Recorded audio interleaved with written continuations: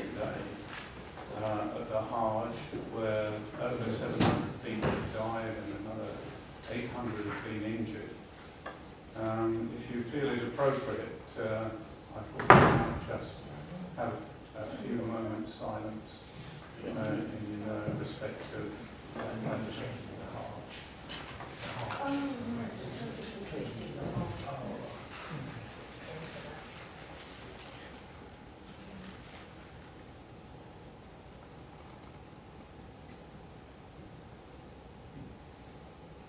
Thank you, Council.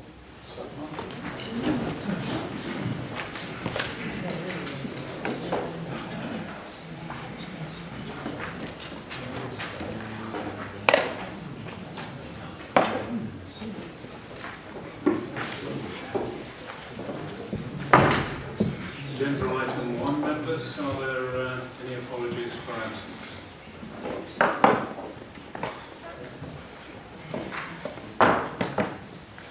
Councillor Churchill. Yes, thank you, Chair. Councillor Muriel Goddard and Councillor David Hart. Councillor Holford. Thank you, Chair. Councillors Wilkinson and Tweed.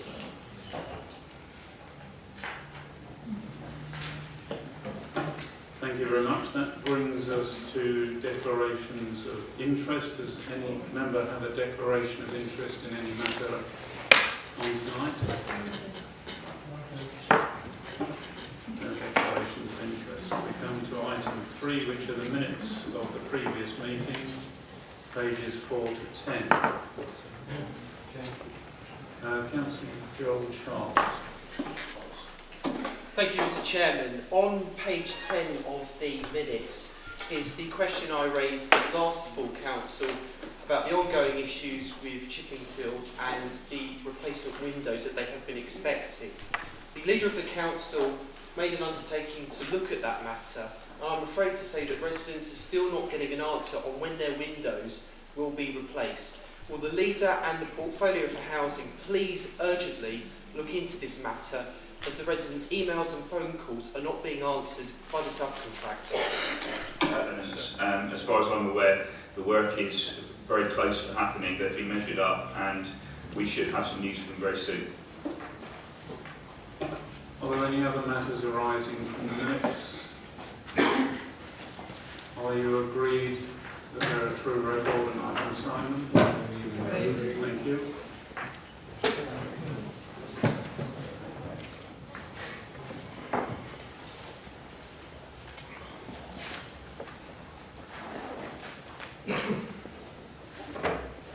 There are no communications from the chairman. Petitions from the public. Questions from the public.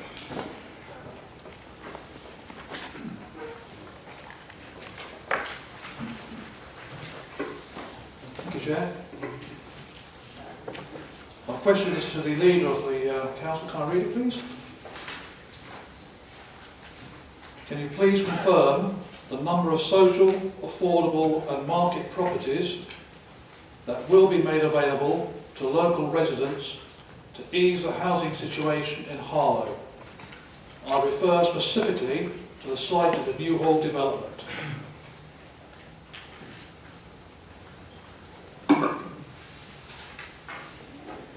It is anticipated there will be 2,500 homes on the New Hall site when finished. Around 650 have been completed so far. Early indications suggest that around 15% of New Hall homes will be affordable. Planning legislation does not allow the council to dictate or decide who occupies any type of housing, whether social, affordable or private. However, the council has nomination rights for 100% of rented social housing on the New Hall development.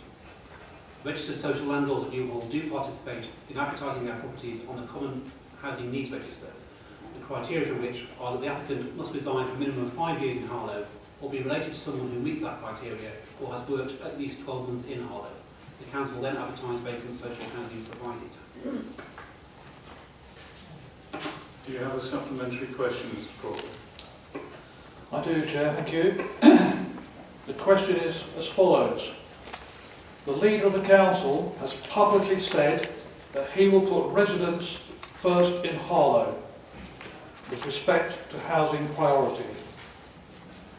How does he propose to guarantee this, when properties being built in the New Hall estate have already been advertised for sale, off plan, in China and in Russia? Can he explain exactly how he will halt the sale of Harlow homes to overseas investors before they've ever even been built? I'm afraid I can only repeat what I said in the answer to your main question, was that planning legislation does not allow the council to dictate or decide to occupy any type of housing, whether social, affordable or private. I would absolutely prefer that far more social housing is built in Harlow. Harlow Council is doing what it can and would like to do more, and we're currently exploring options to do more. But with regard to private developments, the government has changed planning legislation to impose criteria around viability, which gives the council very limited control, if any, about the type of houses and who they're sold to. Thank you, Mr. Crawford. Questions from councillors? We have a question from Councillor Pryor, I believe. Yes, Mr. Chairman. Following the completion of discussions on the Briars, Aylesfield, Copshall Close regeneration and subsequent granting of planning permission, can the leader of the council please tell me what is the current level of council tenants at these three locations, and what are the agreed number of units allocated to the three prime players of this development, being Home Group, Countryside and this council? Are you happy to take the answer as read, or do you want it? No, I'd like it read, please, Mr. Chairman. The Briars, Cotswold Close, Aylesfield redevelopment scheme will be carried out in 3 phases. Phase 1 is currently underway and requires relocating tenants from 79 properties. 46 tenants within Phase 1 are still living on the estate. There are currently 204 social rented properties in the BCA site, as detailed in a report from the Council Development Management Committee on the 12th of August 2015. There will be 343 units of accommodation within the BCA redevelopment scheme, so when the BCA redevelopment scheme is finished. Of these, 143 will be for sale and will be marketed and sold by the developer. Countryside properties and the remaining 200 will be affordable homes managed by Home Group, comprised as follows. Social rented 110 units, affordable rent 64 units, and shared ownership 26 units. The council will have nomination rights to all of the affordable homes. Do you have a supplementary? I didn't, Mr. Chairman, but in light of the question asked by the public on sale of Harlow housing abroad, what actions will this administration take to ensure that the houses allocated to Countryside do not also get sold abroad to the detriment of Harlow residents? Unfortunately, I'm going to have to repeat the answer I gave to Mr. Crawford. Planning legislation does not allow the council to dictate or decide who occupies any type of housing, whether social, affordable or private. I will go on to say that we are exploring options for building further council houses, and if that becomes achievable, we will clearly have a greater degree of control than houses built by private developers.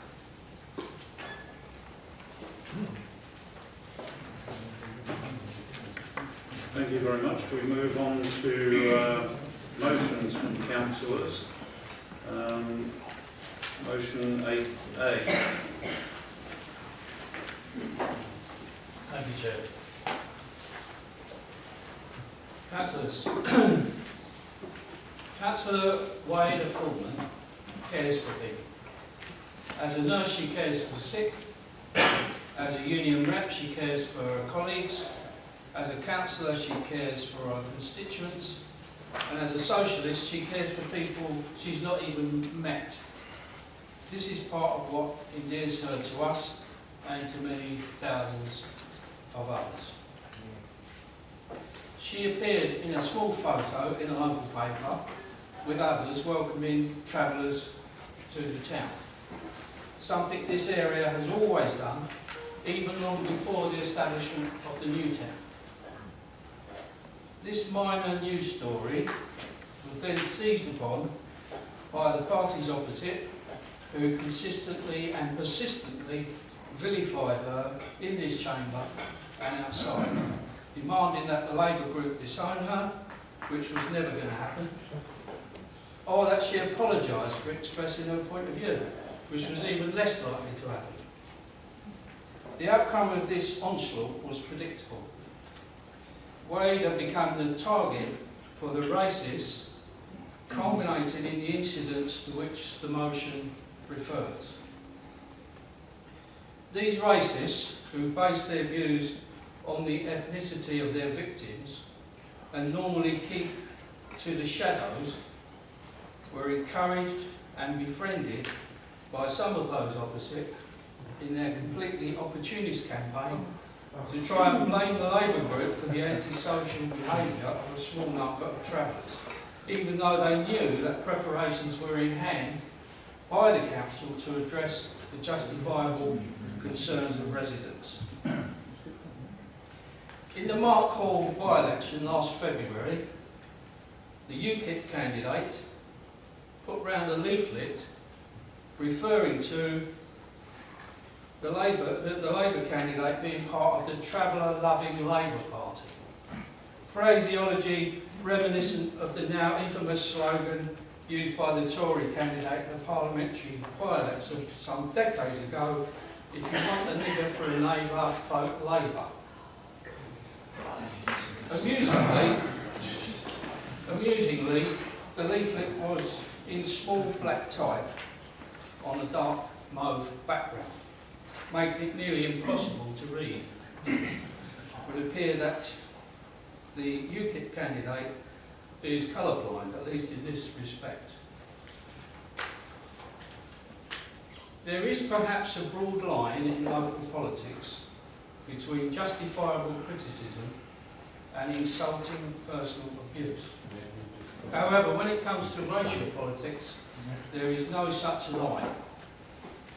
If you descend the rhetorical ladder into the sewer, it doesn't matter how few rungs you take, you never get rid of the smell.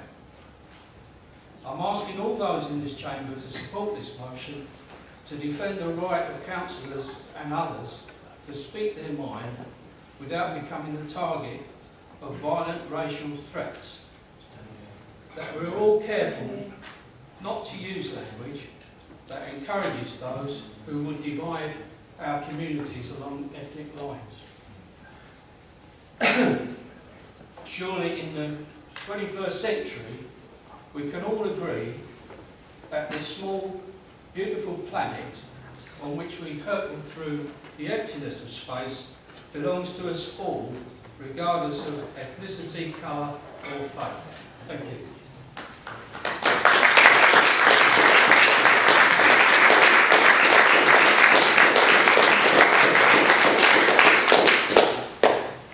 Thank you, Councillor. Now, I will address all members of the Council in relation to the use of certain words which have become unusable in public, whether it's directly or reported. So if we're going to continue with this motion, then I would ask all members not to use the language that we have heard tonight already. Thank you very much. There's a seconder, yes. I have a name. Sorry, Councillor Dirk, sorry. Councillor Danvers.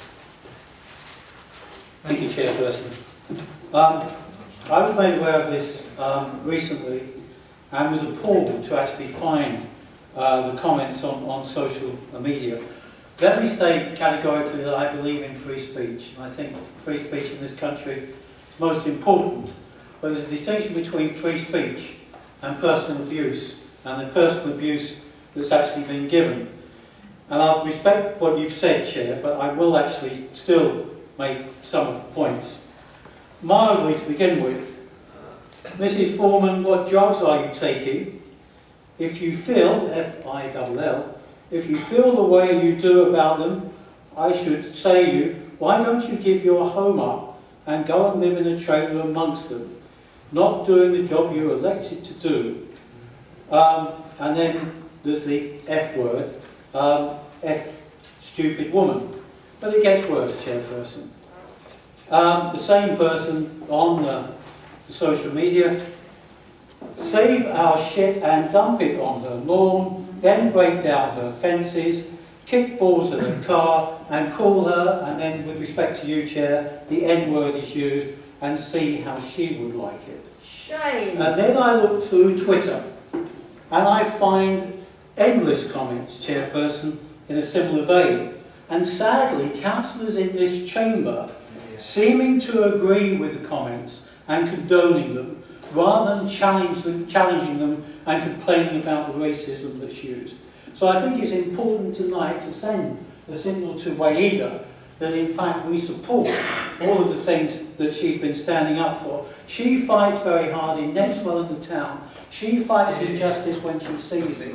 Her work as a nurse at the hospital, when I go around the doorsteps in Nexwell, the number of people who actually come up to her and say thank you for what she's done is quite incredible. Her record speaks for a tiny little minority of these types of people to actually besmirch her name is quite despicable, Chairperson. They are entitled to their point of view, but equally we're entitled to actually expose the kinds of things that are actually said in this racist way. And it is disappointing that some councillors in this chamber seem, although not using those terms in any way at all, seem in their comments on Twitter to actually call for a resignation and be condoning this kind of language, rather than actually challenging it and taking it on. Thank you.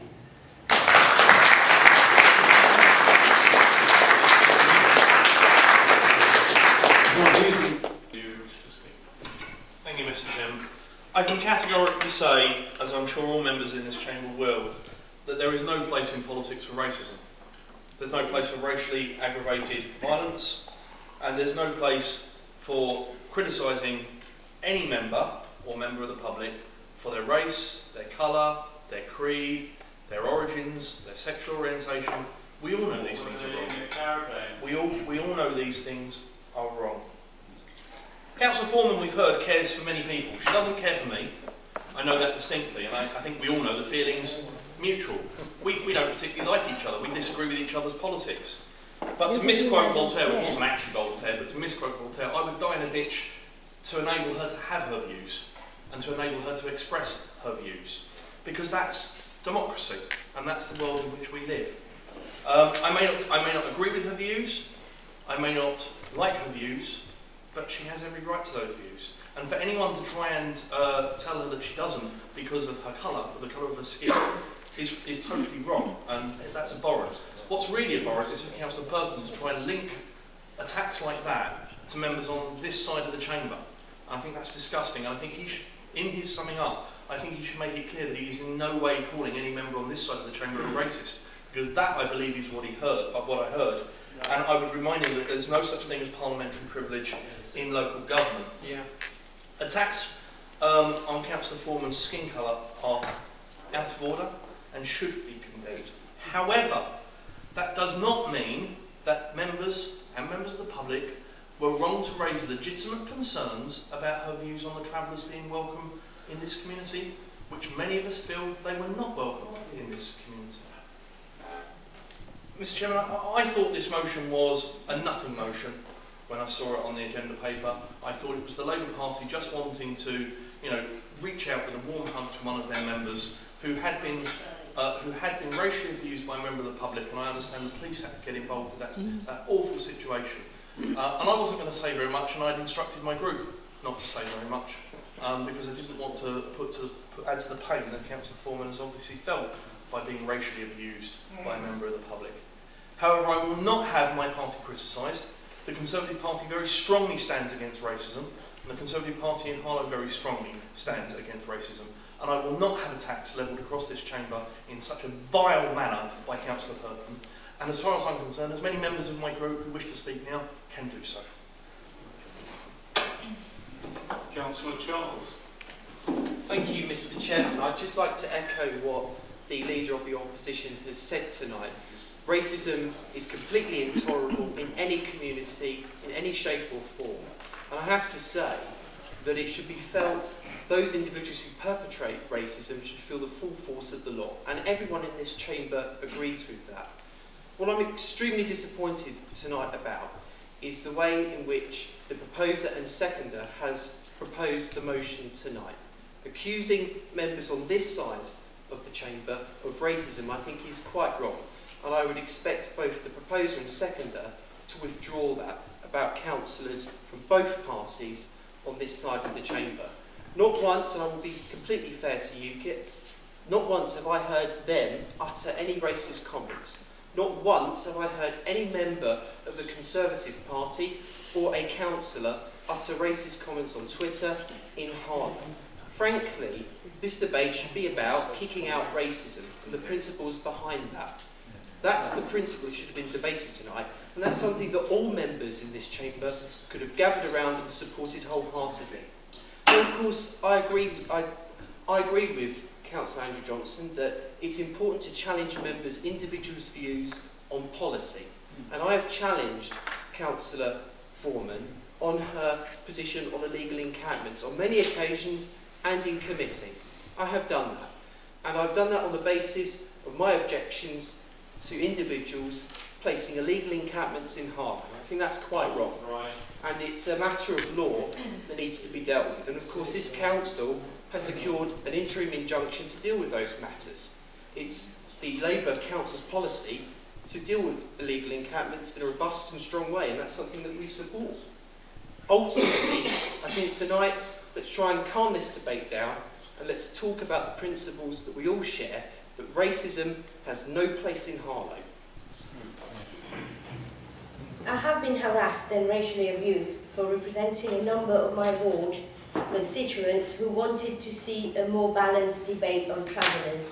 But first of all, they did mention about travellers not welcome here. Just to let you know, this is what I was holding. This is about crime against hate against travellers, and it's actually supported by Ministry of Justice, and the police use this. That's what I was trying to make a point on that night. Consequently, I highlighted the historic and current discrimination against travellers lived up to my public sector equality duty under Equality Act 2010.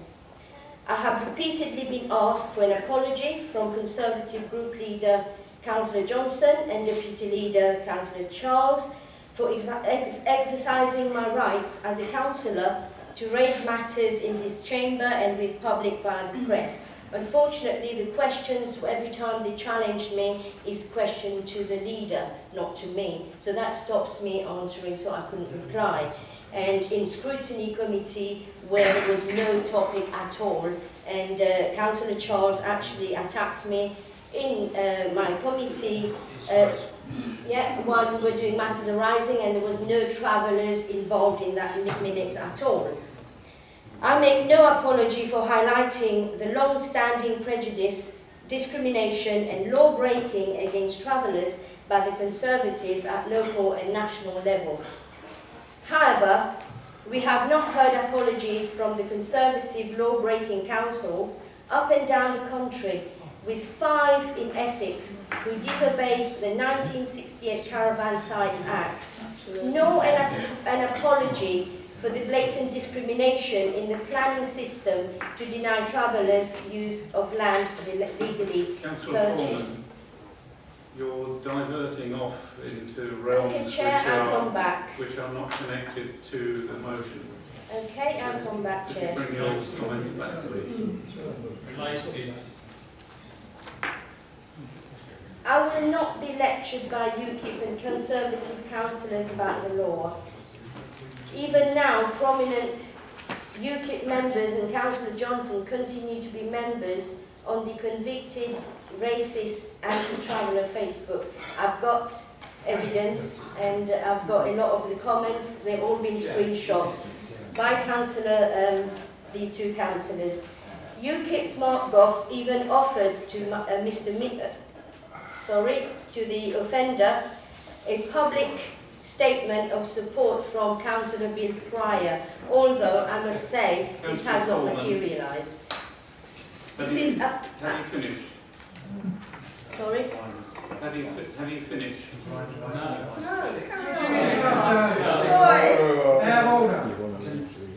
If you I'm entitled to say this, Chair, because for a year now I've been harassed. If you'll just hold the line a moment, I have some advice for you for all our legal advice. I haven't mentioned name, I did stop.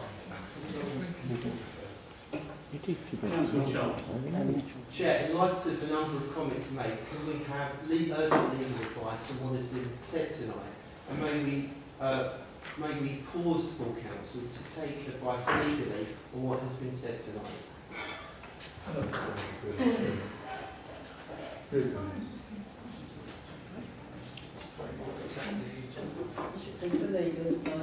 Chairman, can I just make 2 points? First of all, the motion before us, we need to stick to that motion.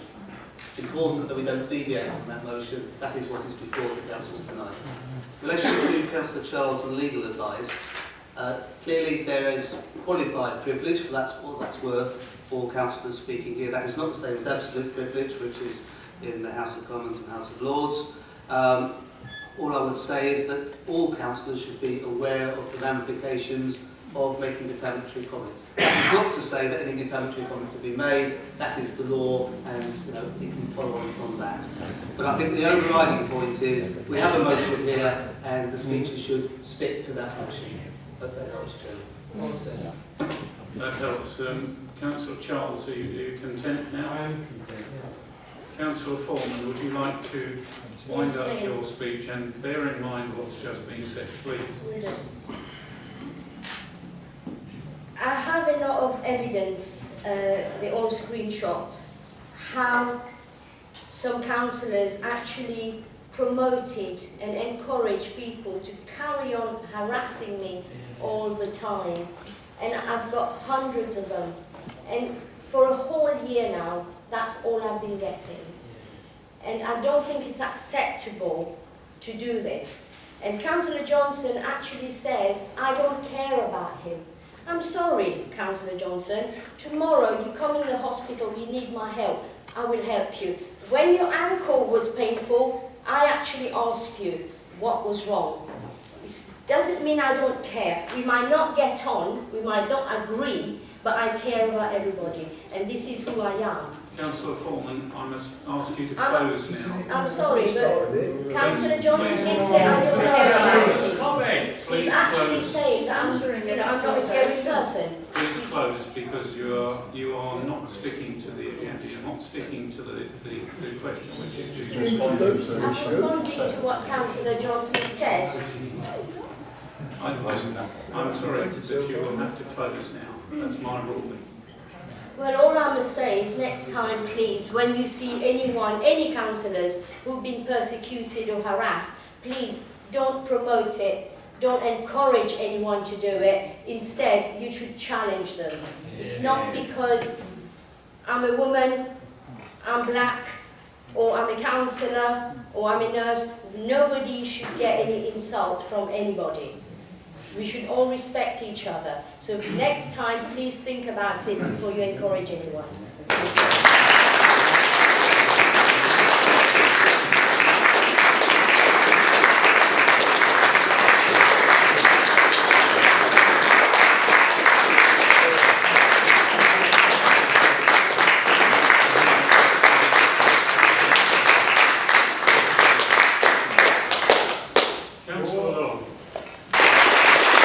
All I would like to say when it comes to this matter is maybe when it comes to the likes of, say, people that do come from ethnic minority backgrounds, maybe the Labour Party need to look into that and all. I'll be honest with you, I've got members of the public out there that are like sisters and brothers to me, and they have been, be honest with you, abused, right?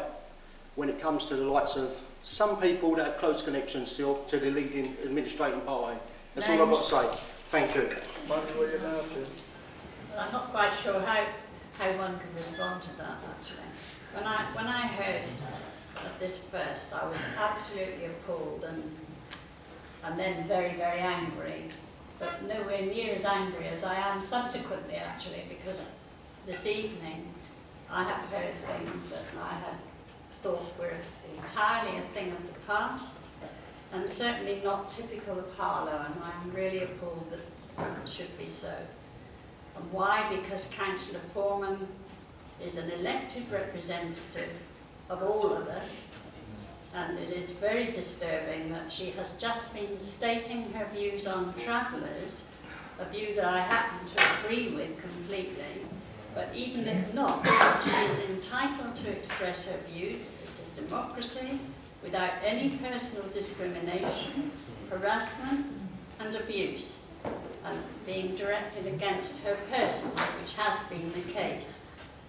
The resolution gives an assurance of the public assurance that she's not alone, and I'm very pleased to support that aspect, because it is part of all our battles against discriminatory statements which are likely to generate bullying and harassment of perceived outgroups, and it's very, very dangerous. And I think this is where people on the in the opposition are unaware of the fact that sometimes it's worth thinking back on the attacks on Councillor Foreman, which I have heard in this council chamber, when she has been completely unable to defend herself. That in itself is appalling. And each comment contributes pebble by pebble to an extreme nature of attack and brings in the mad people in the background, as do in fact the personal remarks on Facebook, which I have just heard and again are appalling. We should all confront hate crime in a vigorous way, condemn it out of hand, because ultimately we are all in this together. So I move the resolution, Chair. Addendum, Chair. Who is seconding that? I think Brian. Yeah. Can be With respect to addendum. Councillor Charles, I think that's a different motion. Amendments are where you add or omit words. I think with respect you've omitted a lot of words.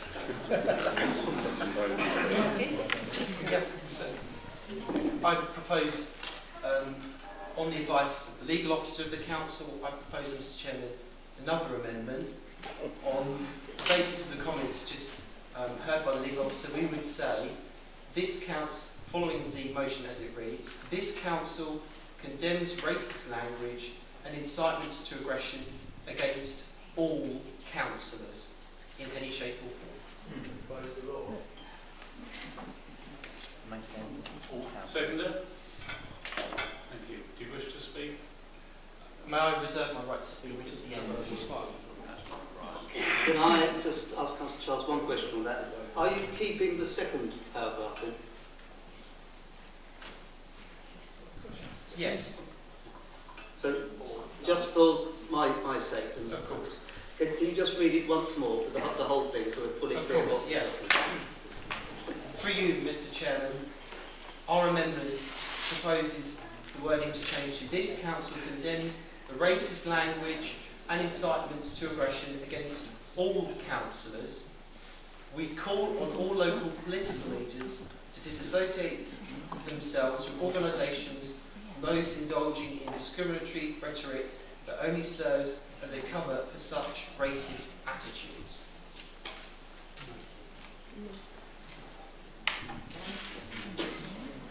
Yes. Seconded. Yes. It's leaving. Yes. It's leaving. I rise to object to the amendment because this amendment has been brought about from a historical and real event where one of our own has been publicly criticised. What we're now trying to do is water that down into the ether of everybody. And actually, if we're talking about racism, why are you stopping at councillors? Why aren't we talking about the wider community?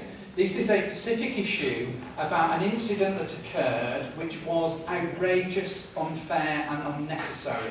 And we have to send out a very clear and precise message to our community who in the main are decent, hard-working, committed people who would also be shocked at what we have heard tonight.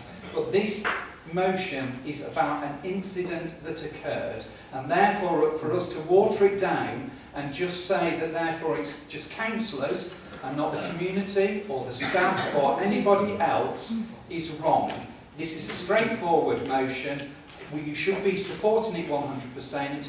No one has disagreed with the content of the motion as it stands, and that's what we should be voting on and nothing else. Thank you very much.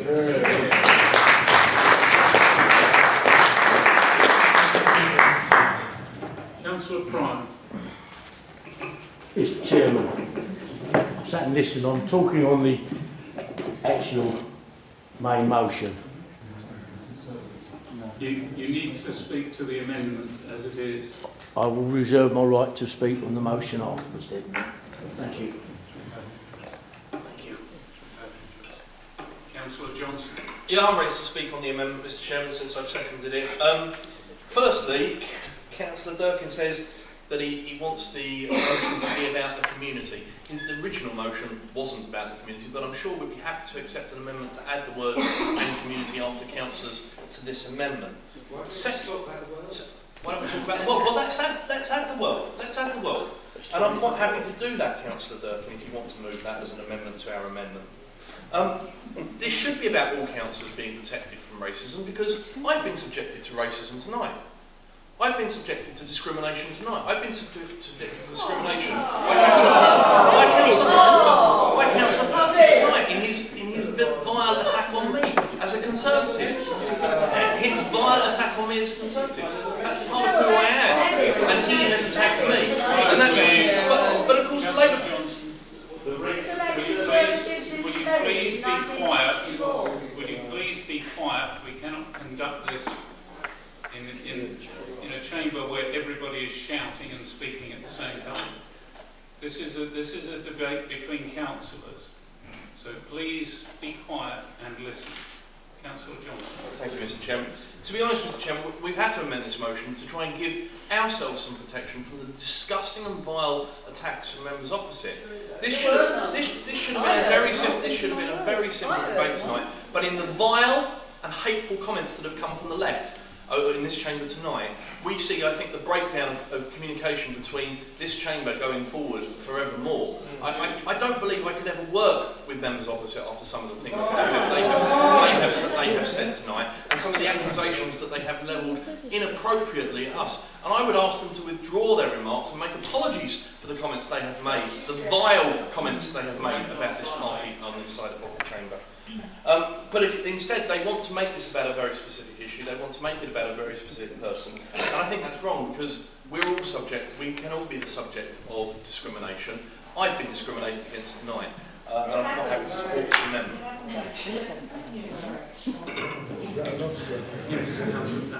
There are witnesses here. I'll keep my mouth very brief. The original motion already supported the breadth. It talks about offers the full support for the council to any councillor coming under such attacks. So there's no need to amend it in order to accommodate that. It talks about discriminatory practices, which is appropriate. But the original motion also recognises there are very specific circumstances, the very specific abuse that Councillor Former came under. So I think it's appropriate and that the substantive motion remains on voting against the amendment.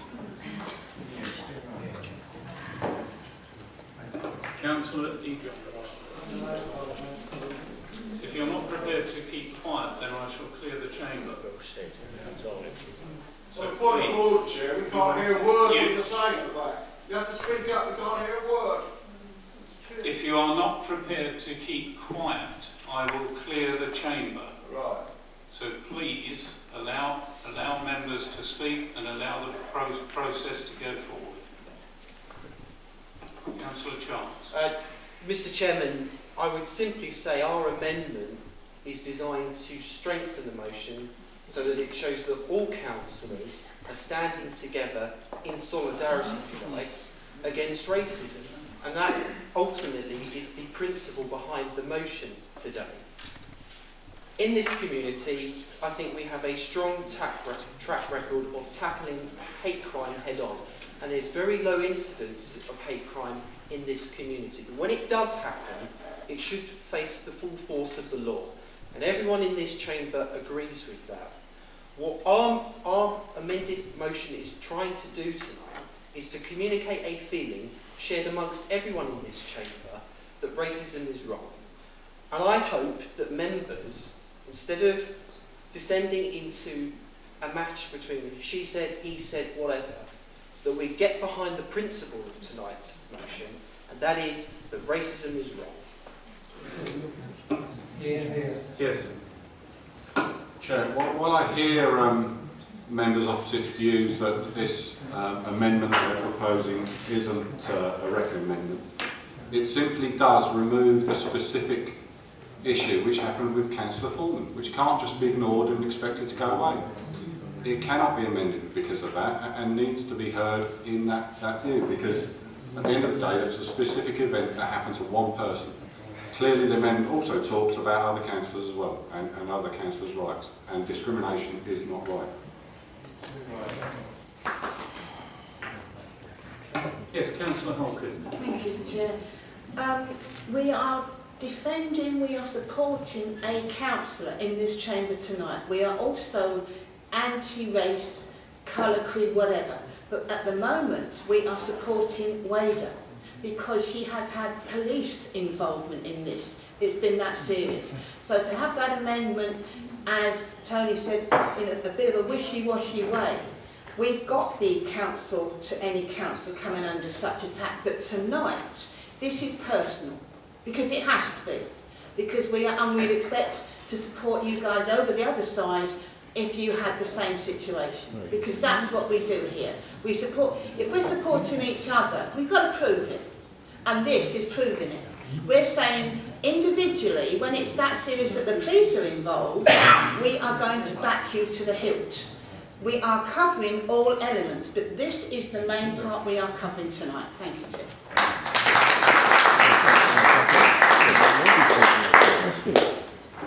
There being no further indications that anybody else wants to speak, so we'll move to the vote on the amendment, please. Sorry, Chairman. As the move of the original motion, Councillor Purton does have the right to have final say on the amendment if he wishes to. Well, the Chair should ask me if I accept the amendment. No. Well, he could have done, but No. you have the right, Councillor Purton, through your Chairman, does have now the right to reply to the amendment. No, I wish to reply after the amendment's been defeated. And we move to the vote. All in favour of the amended motion, please. No, the amendment. Yes, The amendment. the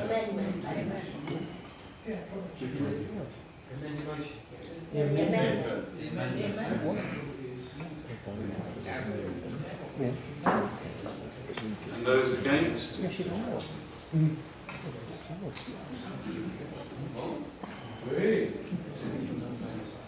The amended motion is defeated and we go back to the original motion.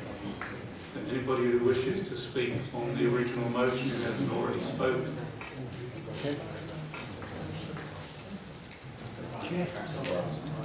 Councillor Prime. I apologise for getting it wrong the first time, Mr. Chair. I stand up for UKIP. I've heard the UKIP banner mentioned, saying that it's a racist. We are not. This side of the chamber here don't agree with racism in any form. As we've all said in this chamber, I think we all agree with. My personal statement at the opening of this year's council was that no member of this chamber should welcome any illegal or unlawful act. That's what I said in this chamber. I didn't aim it at anybody. I didn't say anybody's name. I just said that anybody who welcomes illegal or unlawful acts, in my opinion, is wrong, because we should always stand on the side of the law. Holding the Ministry of Justice punishment. The I quite welcome any support for Councillor Foreman and any racial attack that's been aimed at her. I don't agree with it. I think it's wrong, and I think this chamber should support this motion because of that. Because of that reason and that reason only. Because racism in any form should be banned, it should be defeated, and it shouldn't be allowed to go on. And I agree with that. Whether it's on Facebook, whether it's on any social media, it shouldn't be allowed.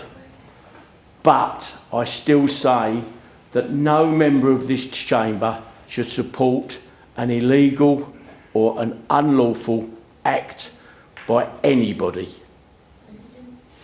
Whether or not it's just holding up a poster and saying, I welcome the people. Poster that says no racism. I will finish my statement and then we can move on anything else that's said. Please leave the chamber now. I will do so because it's important this motion to be discussed. You're not here to make statements, you're not here to participate in the debate. Public We just pay But you. I will respect your judgment, Chair. Thank you.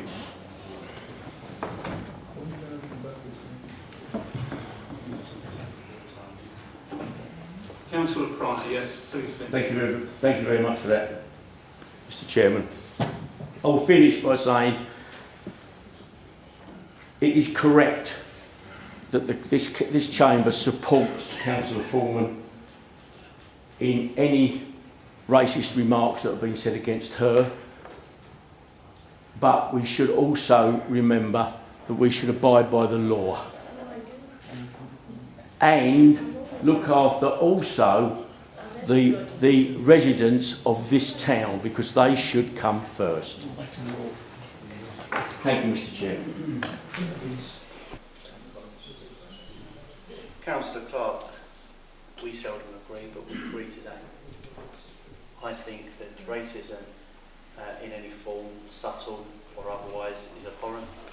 I think any discrimination based on sex or sexuality is abhorrent. And I think we're quite right that the treatment that Councillor Wider Foreman has suffered is inexcusable. And I would like to think that if that happened to anyone in here, or any employee of this authority, that we would all stand up to support them.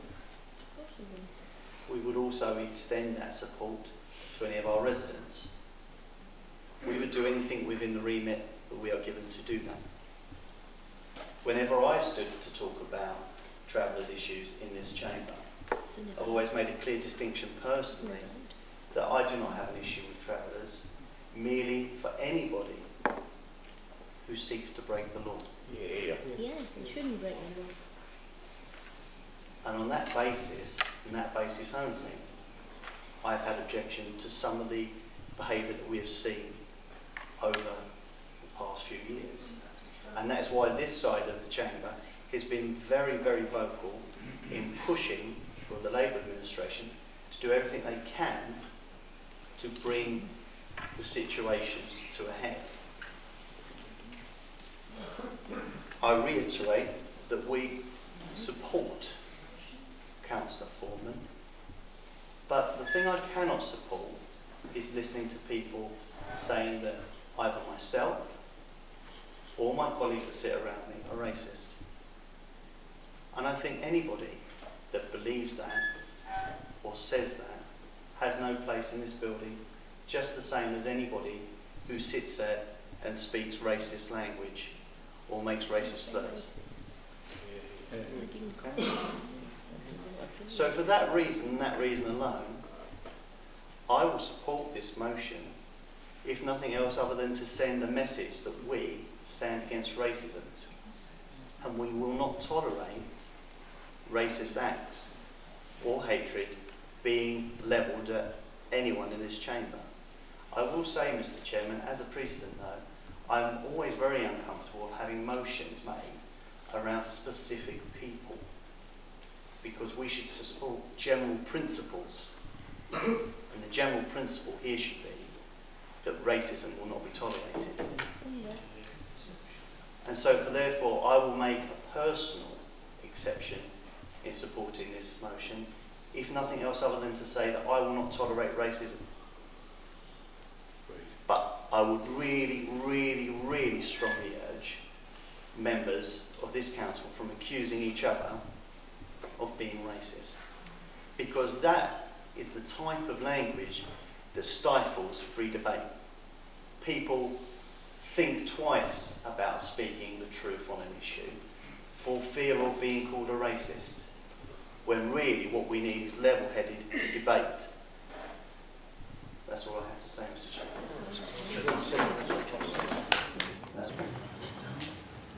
So, Councillor Curtin, would you like to sum up? I certainly would, Chair. Put your mic on. I want to deal with the points that have been questioned. Sorry. I'm not used to microphones. I want to deal with the points that have been questioned in the factual things that I said earlier. And then I'll deal with the bleating about being called racist, which I never said at all. I've got a copy of what I said, word for word. I had it typed out because I specifically didn't want anybody to accuse me of saying something I didn't say. And I'm quite happy to send a copy of this to the leader of the opposition, and he can try and find anywhere in here where it says any member opposite is a racist. It doesn't. What it says is that by persistently and persistently picking on Councillor Wade Foreman, you set her up for what happened. That was the point we were making. Not that anybody here was a racist at all.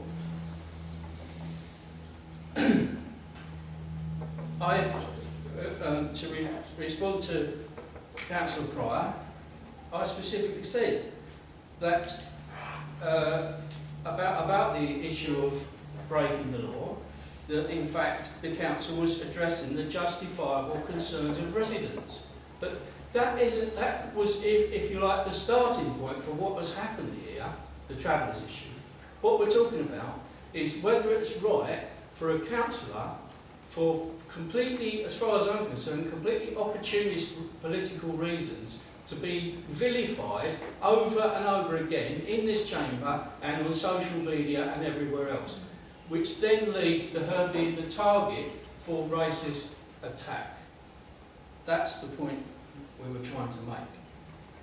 That's the point I was trying to make. So, finally, I'll send this to you if you want. And you try and find anything in here that accuses you or anybody else of being a racist. And, you know, I'll give you a prize.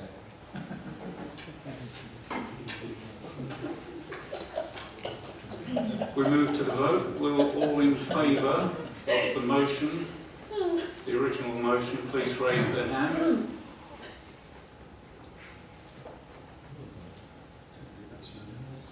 That's unanimous. Thank you very much indeed.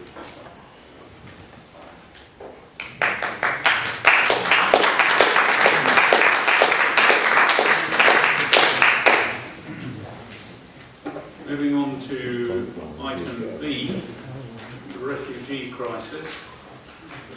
I understand Councillor Waite, you wish to open. Thank you, Chair.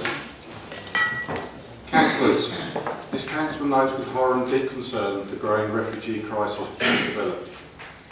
As a major world economy, it is shameful that we as a nation are not committing to do more to support and safeguard people in their attempt to survive a war zone.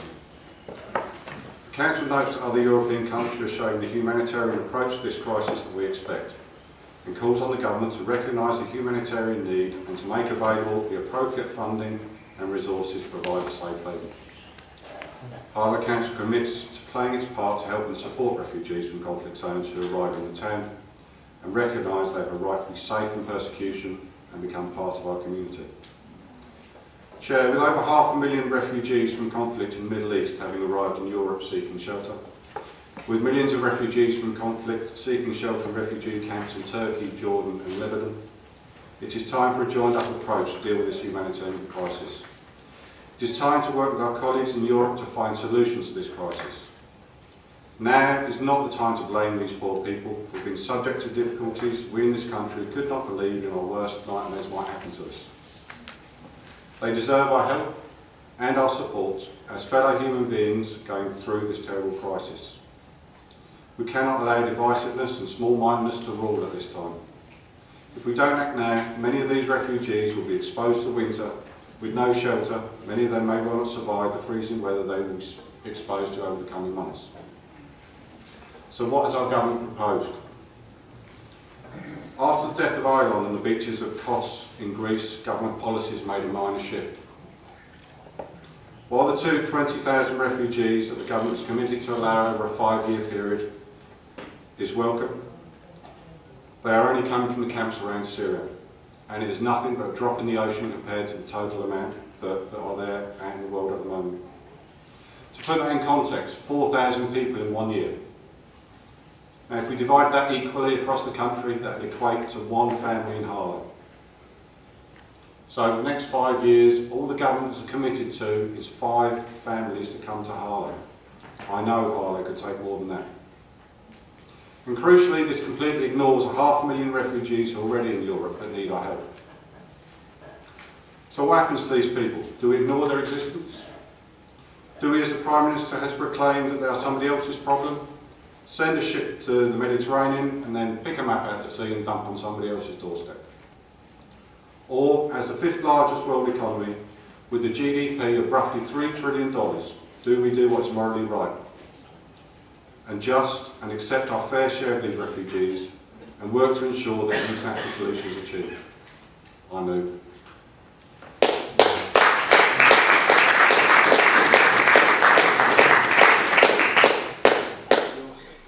Councillor Carter, you wish to speak.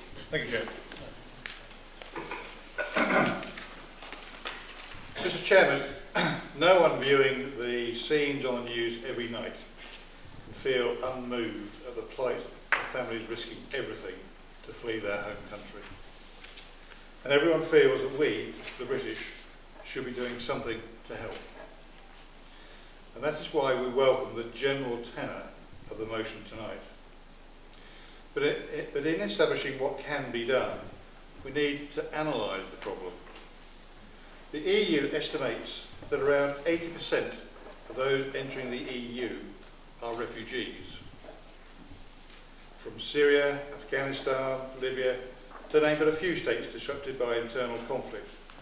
And then there are those suffering at the hands of sadistic bullies claiming to represent a religion in a host of other countries. But of those moving within the EU, the share of refugees falls to around 40%, with another 40% comprising economic migrants from the newer member states. Now, this movement is encouraged by Germany, with its rapidly declining population and the need for more workers. Agree with Councillor Waite, the proposer, that Europe needs to do more to identify refugees and agree its support for them in terms of aid or settlement, which it needs to do more quickly. The discussions in Brussels don't seem to be making much progress at the moment. So, Mr. Chairman, this is where we move away from the commentary of the motion. The notion that the UK is just sitting on its hands, refusing to get involved with issues involving faraway places. The UK, in its own right, is the second largest aid donor in the world to this crisis. It is contributing more than the rest of the rest of the EU put together. This aid goes directly to assist the much larger numbers of refugees settling in, for example, the Lebanon. The Lebanese government is providing camps for up to 1 million people, or 1 in 4 of their entire population. But obviously they can't do all that on their own, and that is where much of the £1 billion of aid from the UK is going, in food packs and safe drinking water. As already been referred to, there is a British warship in the Mediterranean which has rescued nearly 7,000 people this year alone. So we in the UK are helping far more people than make it to the mainland of Europe. Sorry. As already been mentioned, the UK is already operating a vulnerable persons relocation scheme and have admitted over 5,000 people this way. And by working in the original locality, the UK is able to ensure it is dealing only with genuine refugees and those most in need. So to whatever his name is, who now leads the Lib Dems, Mr Cameron, who has visited real refugee camps in the Lebanon and not just hopped across the channel to Calais, Mr Cameron does speak for me and for a lot of people in this country. To claim that the UK is not committed to safeguarding refugees is nothing further from the truth. I therefore propose an amendment to the motion. I don't know if that's been distributed yet. Yeah, it has. To delete paragraph 2 and the words from notes to and from paragraph 3. So the motion now reads, this council notes with horror and deep concern the growing refugee crisis which has developed. The council calls on the government to make available the appropriate funding and resources to provide a safe haven. Harlow Council commits to playing its part to help and support refugees from conflict zones who arrive in the town and recognise that they have a right to be safe from persecution and becoming part of our community. Thank you. Do you have a seconder for the amendment? Thank you, Mr Chairman. As a father, as a human being who could not be distressed by the photos of Island Curdy, a 3-year-old lying dead on a beach,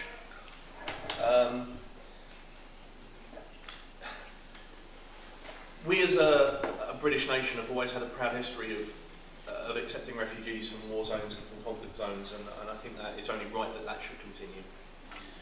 There'll always be a disagreement between the political parties, but I don't see.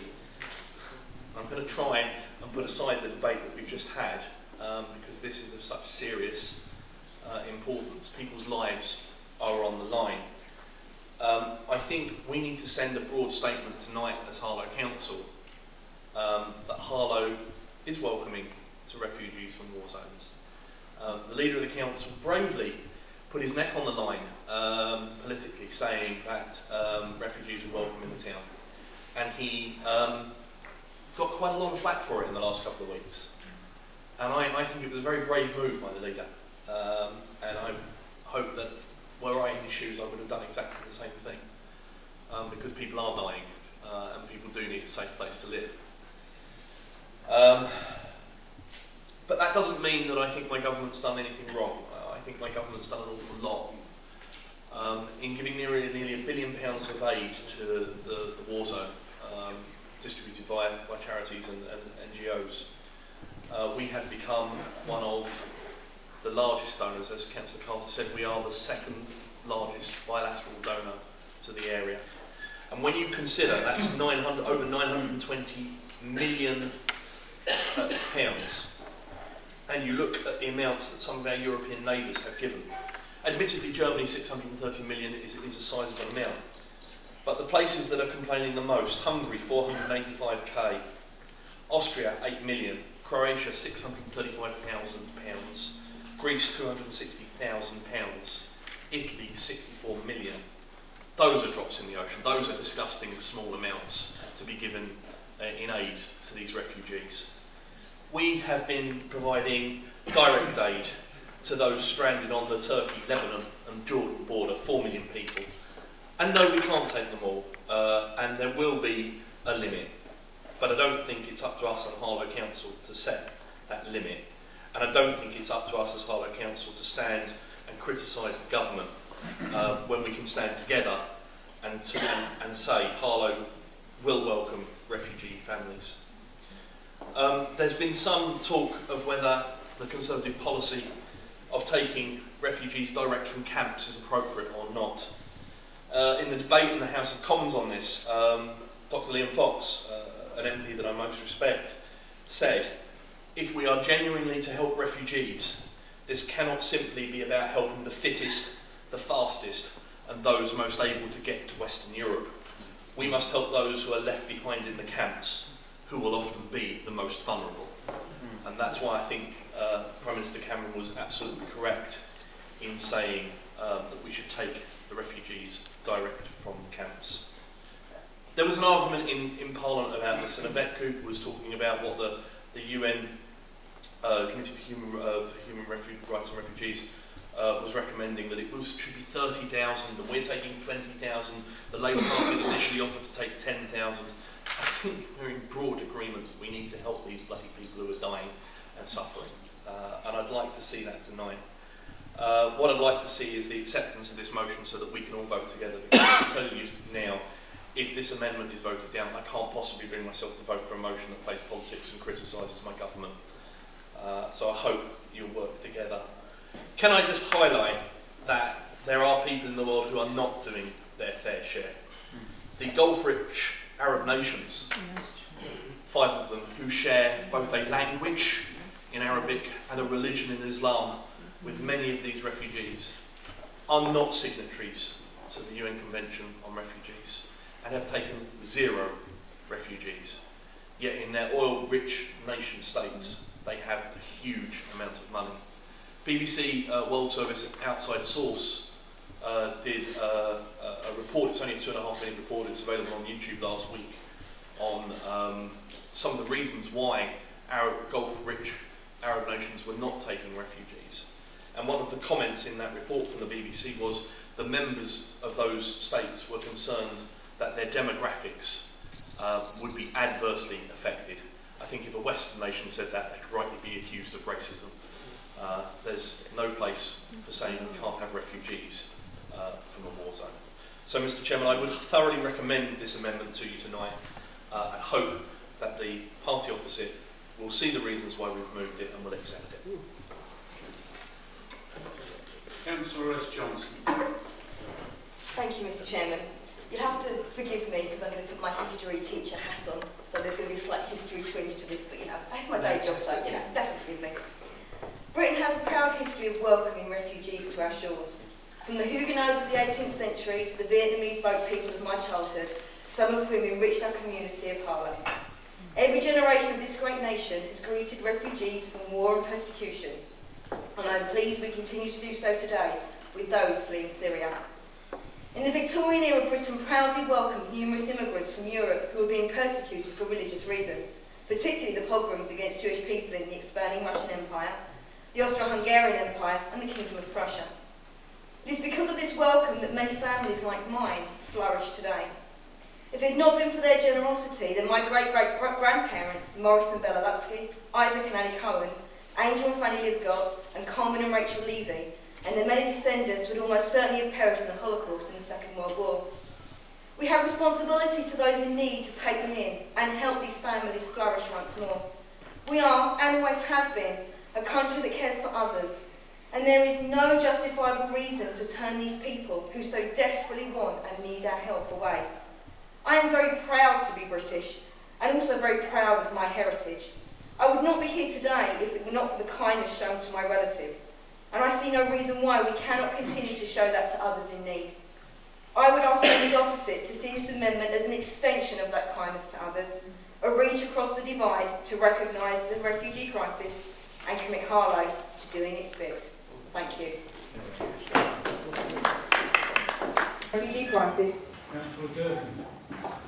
Yes, I rise to oppose the amendment based on the principle that the original amendment is actually saying that the government isn't doing nothing. What we're saying is that the government needs to do more. And to actually remove those words is the wrong signal that we're sending out to our community and the wider people of this country and this European state. We already make a clear commitment with the amendment that actually the council calls on the government to make available appropriate funding. But it's not just the funding, it is not just the money. It's about safety, it's about security. It's about families who are terrified, who have left everything behind and they do not know which direction to move in next. And therefore, this motion should be supported by everybody, because we are not saying the government is not doing anything, we are simply calling on the government to do more. And like many European countries, it has a humanitarian element, not just a financial element. And that is what we want to do. We want to reach out to everybody and to show that if we are a Great Britain, then we stand by that principle and we help everybody in our world, regardless of their circumstances. So let's do more, let's get the government to do more, let's put the humanitarian into that, and let's get the substantive motion voted through. Thank you very much.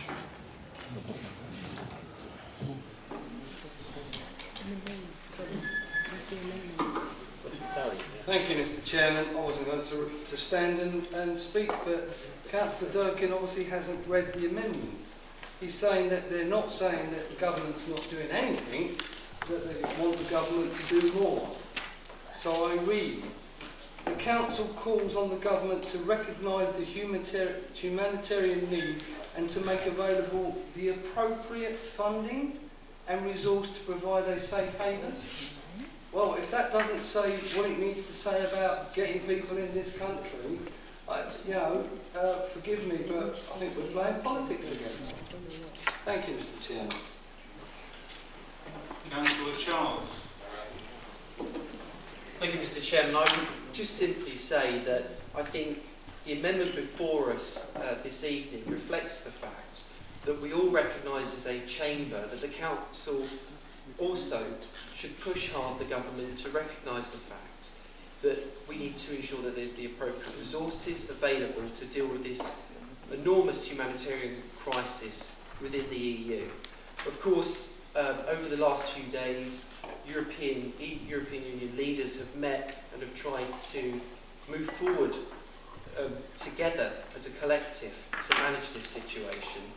It is a terrible tragedy when someone who's come from a war-torn environment often, is desperate, is homeless, has struggled across a sea, has been victimised by traffickers, that they don't have somewhere safe to go. And as individuals, as human beings, it is a responsibility of everyone to take some form of responsibility. And I welcome the fact that obviously this motion has been put forward tonight because it's on everyone's minds. It pulls at the heartstrings because no one would want their family to be left in such a sorry state. What the government has done in terms of its efforts to work with people in actual refugee camps, I think is applaudable. Because those individuals, as has been said tonight, are the most vulnerable people in their communities, who can't struggle to get to Calais, can't struggle to get on transport systems, who need the support and the kindness of a Christian nation as ourselves. And I think that the government's philosophy in actually tackling this matter is something out of sheer kindness. The amount of money that they've ploughed into dealing with this issue, again, is a credit to our nation and a credit to our people, irrespective of politics. And I think the motion as amended reflects everyone's views in this chamber, that let's be human beings about this. Let's not play politics, and let's actually reach out to those communities that are facing hardship across the European continent.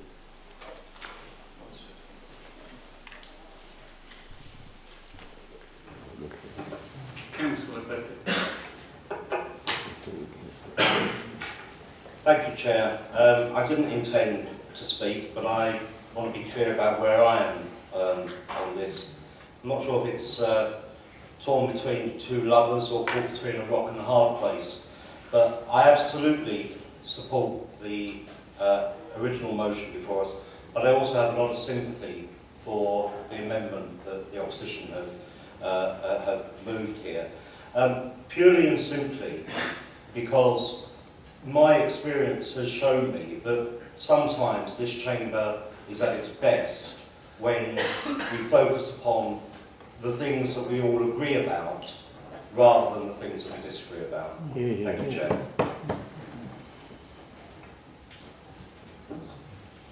Councillor Johnson, do you want to sum up on your amendment? Councillor White.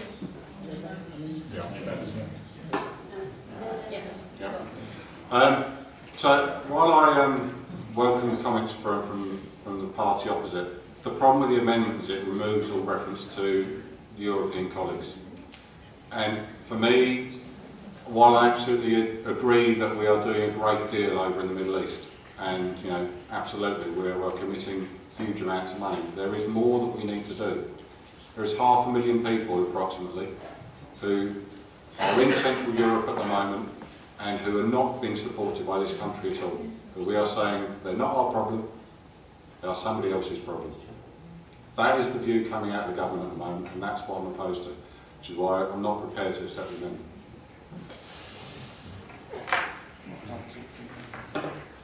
Right, we're going to a vote. Everybody in favour of the amendment, please show.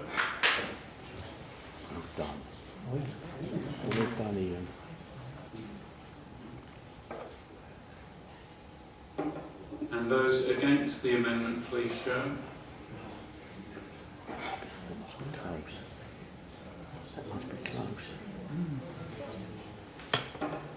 Any abstentions?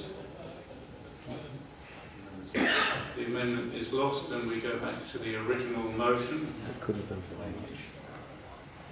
And Councillor Foreman, do you wish to speak on this? Thank you, Chair.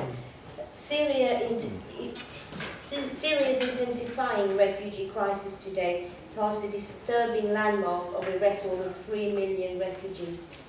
Reports of horrifying conditions inside the country detail cities where population are surrounded, people going hungry, and civilians being indiscriminately killed. As the conflict runs into its 4th year, nearly half of the Syrian population have been forced to abandon their homes. On top of the 3 million refugees in neighbouring countries, 6.5 million have been displaced inside Syria. Over half of the 3 million Syrian refugees are children under the age of 18. 75% of those are under the age of 11. Syrians are now the world's largest refugee population, second only in number to the decades-long Palestinian crisis. The camp in Jordan is the largest refugee camp in the region and is homing to around 80,000 people.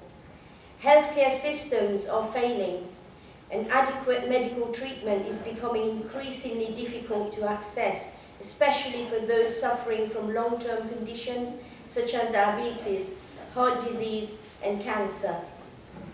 So if we stop bombing every country in the Middle East, and if the other countries in the Middle East would prepare to help people there, then those people wouldn't have to leave their country.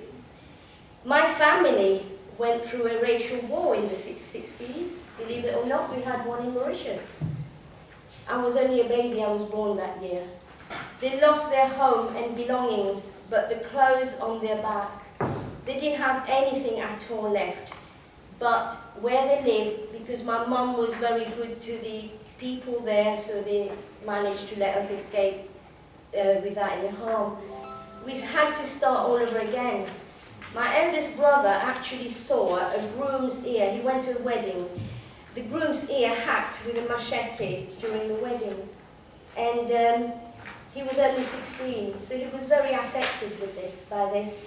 In the end, he decided he couldn't carry on living in Mauritius, so he left. And he actually lives in England now. He still lives for a long, long time.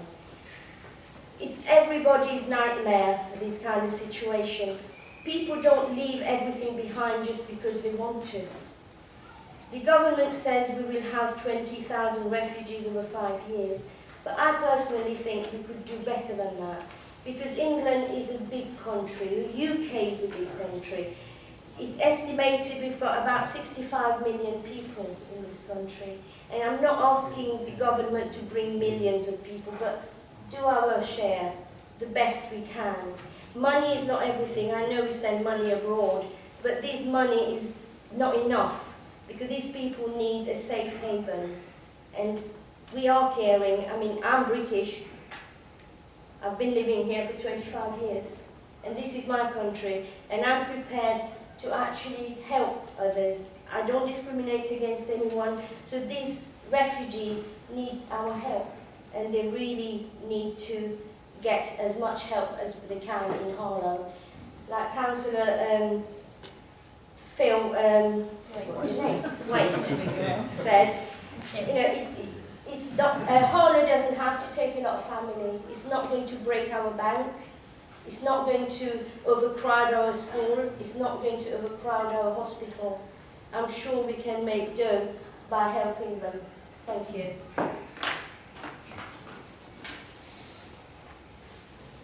Councillor Clark, do you wish to speak?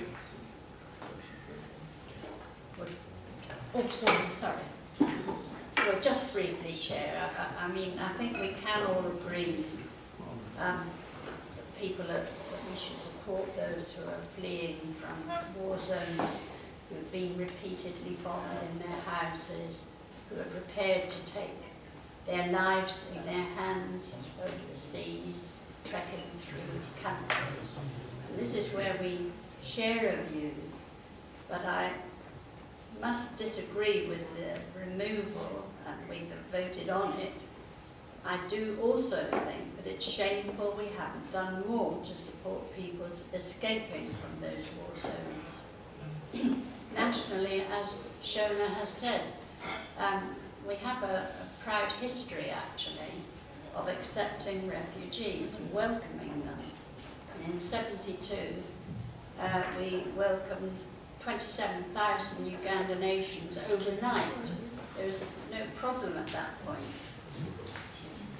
Though Margaret Thatcher, we have to be political on this, Margaret Thatcher showed a remarkable reluctance to accept any refugees whatsoever, and has been something of a role model for David Cameron, because David Cameron has been pushed, screaming and obviously into action, because at first was prepared to take no refugees whatsoever, then a trickle and a pathetic 20,000 over 5 years, and now supports, certainly gives aid, as Simon and Andrew has pointed out, but nevertheless, that is to support them elsewhere, anywhere elsewhere other than coming here, and with a worrying strong hint of military action.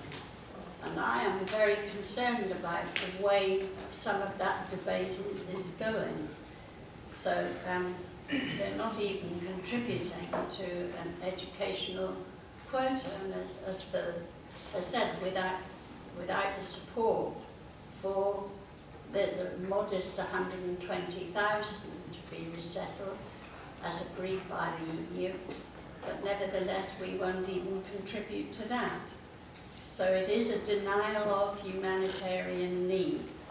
And there has been something of a scapegoating of immigrants, and even the word migrant has become a toxic word and treated disrespectfully, rather than asking how could we meet the needs of desperate people, put to shame by local people, individuals and charities who are coming forward in far more of a heartfelt way than this government. But locally, I support the resolution, welcoming our local support, and I was pleased that John made a statement to that effect, even though he has been castigated for the same, as Andrew mentioned. We should also support local initiatives such as Jeans for Harlow, which is offering practical help to those living in, sorry, did I say Harlow? I meant Calais. Jeans for Calais. It's offering practical help for those living in rough and ready camps in Calais with very little sanitation.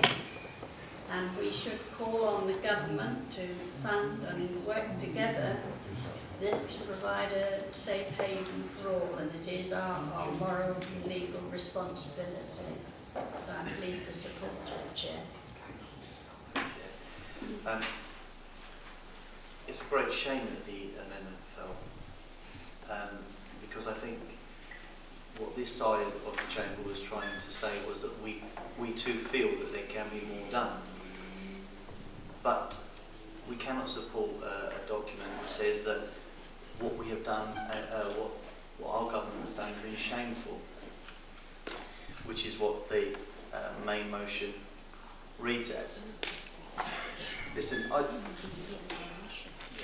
I cannot even begin to imagine what these people are going through. I have lived all my life where I am fed, I've been clothed, all the systems and services that I need to do what I need to do and my family needs to do have been provided. Had a good education. I know with great fondness that one of my teachers is actually sitting in the audience today. She was an inspirational woman.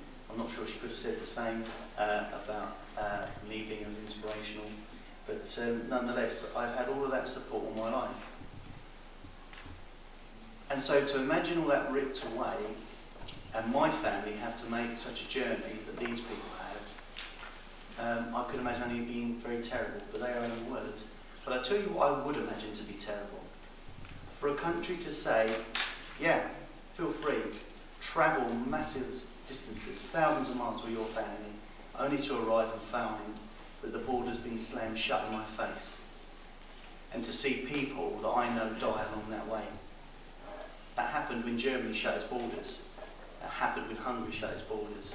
That happened when Croatia shut its borders. And what they did was they sent out a signal of false hope to millions of people. Our government never did that.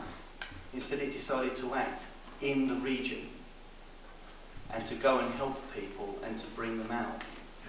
So if you're weak or you're vulnerable, that element of false hope was not built in. You did not commute thousands of miles to then be told don't come in. So that is why I cannot say our government acts have been shameful. Yes, they can do more. Yes, they should do more. But they are not shameful acts, they are pragmatic acts. Nowhere in this motion, and it wouldn't have mattered because it's not an our amendment, but no pressure being brought, as Andrew said, on the Gulf states to do more. No pressure whatsoever.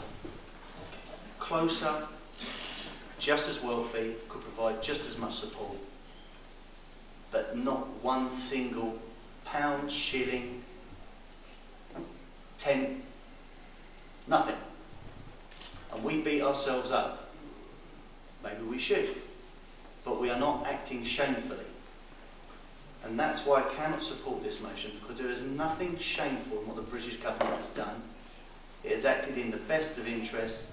Yes, we can do more. Yes, we should do more. But it is not shameful. What is shameful is building false hope and slamming the door shut in these people's face. I'll say nothing more on it. I'll keep my remarks brief. First of all, I absolutely welcome the universal support for the three key tenets of this motion. That there is a serious problem, that the government should provide the appropriate resources, and that Harlow should do its bit. All of which were absolutely retained in the amendment, and I fully accept that. However, much was made of, in discussion on the amendment, around, because a significant amount of aid money is spent, so that's somehow all right. That if we throw money at the problem, we can keep it at arm's length without sullying these green and pleasant lands with refugees. But we have to recognise the reality on the ground. There are, as Councillor Wake has said, hundreds of thousands of refugees in Europe now. So we can't just say that's Europe's problem. We'll only deal with people who are currently in camps in and around Syria. But we have to do our bit as a nation. And that's why I reluctantly didn't support the amendment, because I think it is important that we recognise that we have to do, the government has to do something, not only the things that we have retained, so about the funding, but recognising the situation on the ground in Central Europe, and that's why I support this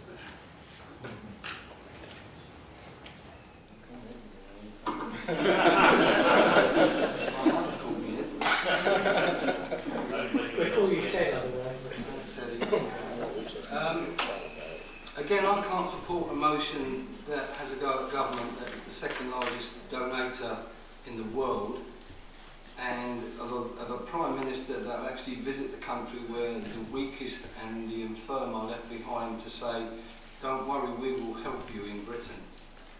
I can't support a motion that rejects what we're trying to do.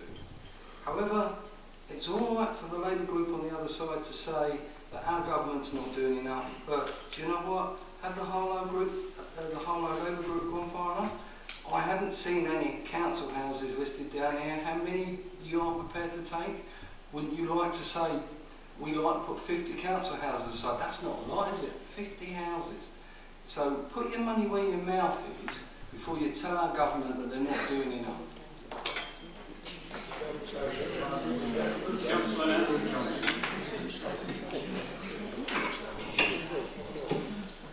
Mr. Chairman, I'm very sad that the amendment fell.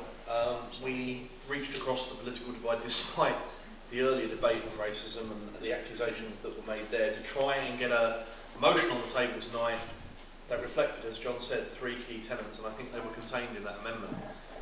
Councillor Waite has said that the reason he didn't want to accept it was because he couldn't help but talk about what European nations have been doing.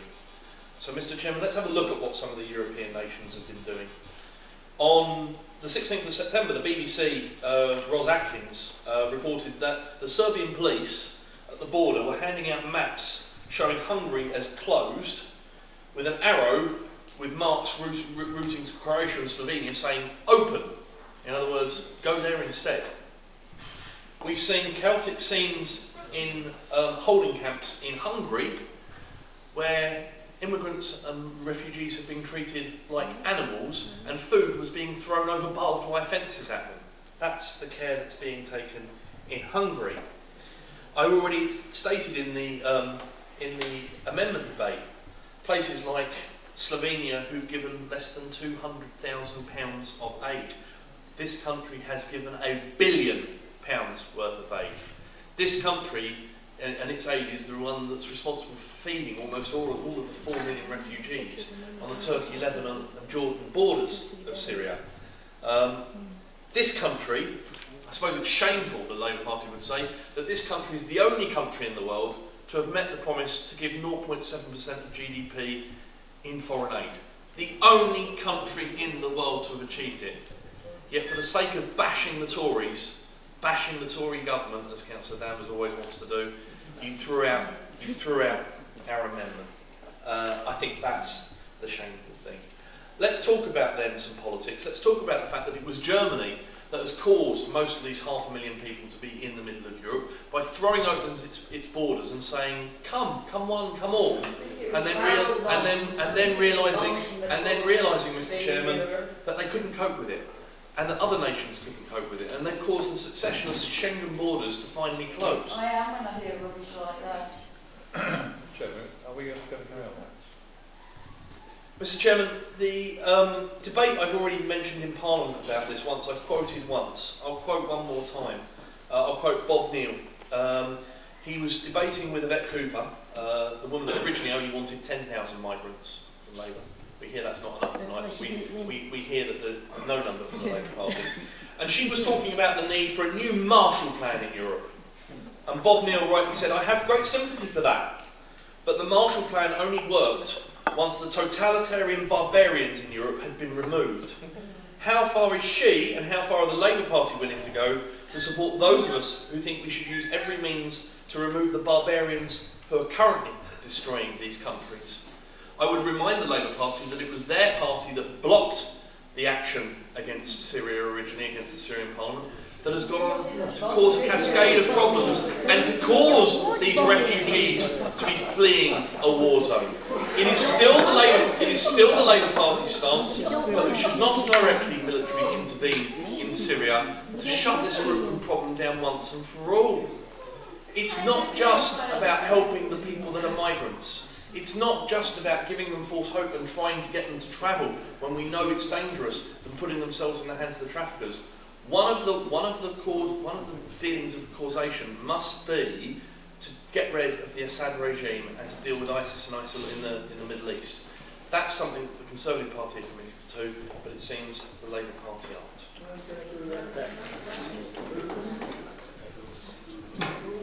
would you like to sum up on your motion?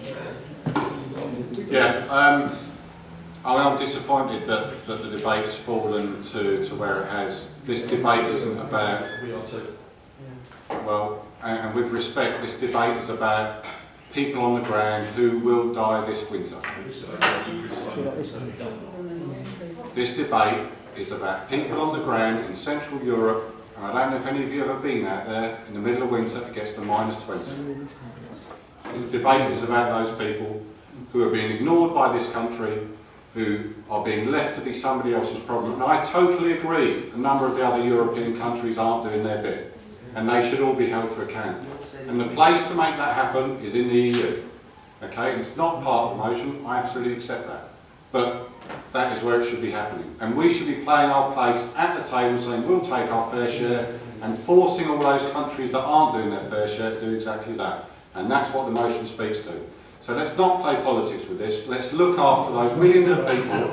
Let's look after those millions of people who need our help and who are being ignored. Thank you.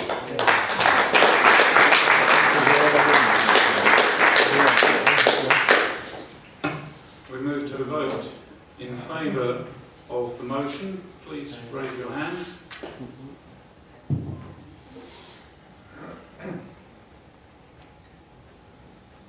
Those against the motion? Abstentions?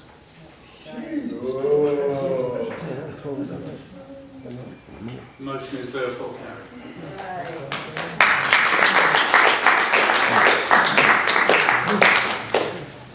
We move on with the agenda to references from Cabinet and committees. Does anybody wish to say anything about those? No? Councillor Andrew Johnson. Somebody like that? Thank you. Councillor Johnson. Thank you. I'd like to ask the Cabinet Member for Resources a couple of questions, as is allowed under standing orders, on the referral from Cabinet, the Treasury Management Annual Report 2014-15. First question to the Cabinet Member is, on paragraph 43, page 25 of his report, it reports that in 14-15 the Council moved the bank account from the Co-op Bank to Barclays Bank.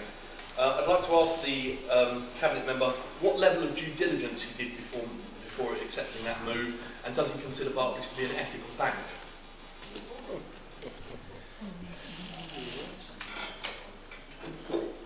Yes, Chair. We went into this in great. Yes, Chair. We went into this in great detail. It was at the time that the Co-op was suffering its problems that we, if we recall, were quite serious. It was finding itself with something like a back hole of about 2 billion, and it was thought judicious by the head of finance, Simon Freeman, to advise me that he wished to withdraw the council's account with the Co-op, and after thought about this, I thought it would actually be wise to do so, given the publicity at the time, and therefore we tendered for this. And there were 2 tenders, and Barclays were the company that came out on top. Second question is, given that Barclays Bank were benchmarked by Banktrack against their human rights policy and practice and UN guiding principles of business and human rights in December 2014, and they only gave the bank a total score of 4 out of 12, does he believe we're banking with an ethical bank? No, I don't. At the end of the day, we've got a system that we're stuck with in terms of banks, haven't we, in this country? Until we actually have national banks, which in fact would be a very good idea with things like the Royal Bank of Scotland and so on, that we would actually have something we could look to. The Post Office for a time put up the Jaro Bank. One of the reasons we went to the Co-op in the beginning was that we thought that they were ethical. They fell down very badly on the job. So who would you actually advise us in terms, because if you actually look at any of these capitalist banks, one after the other, investments in things like fossil fuels, is that right? No, it's not. Once you start ruling out these banks, you tell us where we go and I'll happily look at it and I'll think about it to see if we could actually get a bank with a decent reputation. Capitalism is a disgraceful thing in many, many ways. And when you actually have to put up with that, then we have to play by the system, unfortunately, and we have to use a bank. And at the moment, sadly, we're using bank. Unfortunately, I bank with the HSBC, but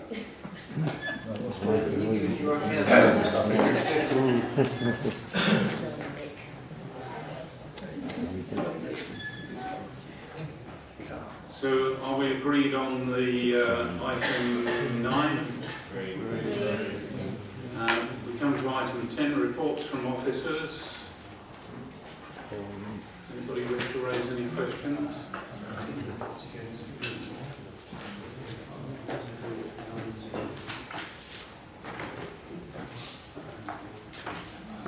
Yes, 9B, referral from Cabinet Capital Programmes, Quarter 1 Finance Report 2015-16.